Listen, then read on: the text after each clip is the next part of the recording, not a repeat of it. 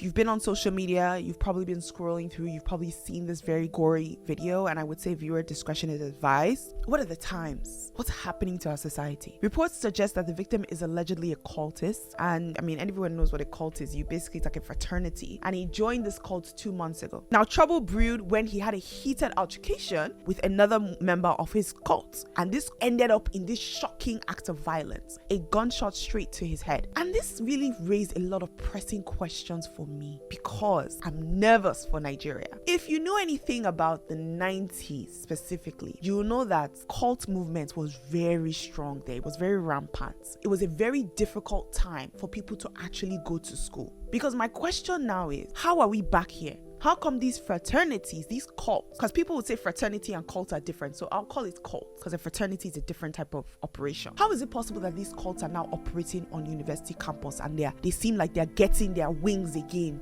and they're no longer hiding?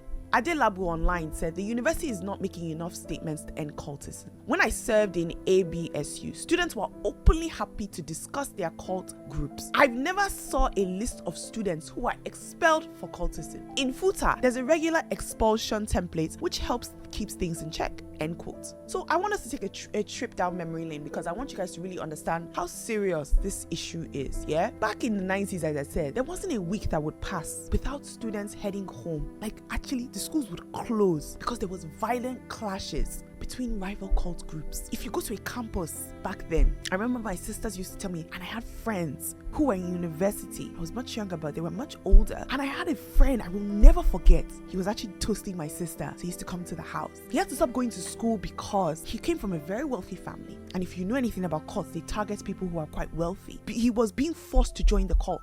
So his father had to pull him out of the school and had to send him abroad. So then you would see all around campus billboards, campaigns, flyers in every corner aimed at sensitizing students against the danger of cults. They were always trying to tell students these are the consequences if you join a cult. Also, there was stigma. Like, you didn't want to be found around a cultist. You didn't want to be labeled as a cultist. But we fast forwarded to today, guys. The narrative is flipped. The fight against cultism has lost its vigor. I don't know what's happened. Maybe they thought that they had eradicated it, so it got quiet. But now, with social media, and I say this, and I know the role that media is playing, you're seeing a lot of people boldly doing cultism signs, throwing up signs that indicate that they are in a cult, including slang that is cult lingo in music, in pop culture, in social media content. We're making it cool. We're normalizing it. It seems as if the younger generation who are just in college, they don't remember what it was back then. So they think, no, not cults,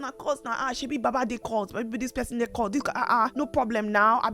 It seems cool. Guys, it's not cool, oh. There's nothing cool about it at all. We know the war that people were fighting in the 90s and in the early 2000s to make university safe for students. I don't want to see us go back there. Someone online had to say this. Some of these guys who tend to join a few months before graduation had to do it so that they could share in the glory, show themselves after final exams, and answer a strong man. It's obvious he's yet to know the principles and tricks that guide the movement because he followed for the hit, had the protection. He's the only one without protection. The inexperienced always fall victim. Essentially, what he's just saying about this is that based on what happened with the guy, cults have all their hierarchies and rules and policies and all these things, which I'm not too privy on. But essentially, you're saying that the person who was shot did not have protection. I just want us to understand that this is not a small matter. There's nothing to play with about this. This is a serious situation, and we really need to figure out how we're gonna let people know that a cult is not something that you just prance in and prance out. They own your life. Like, maybe we need to start actually going back to those old Nollywood movies that we always used to now make fun of us, say, oh, Nollywood, everything they're doing is about jazz, this, that. Those movies also educated us on the dangers of cultism.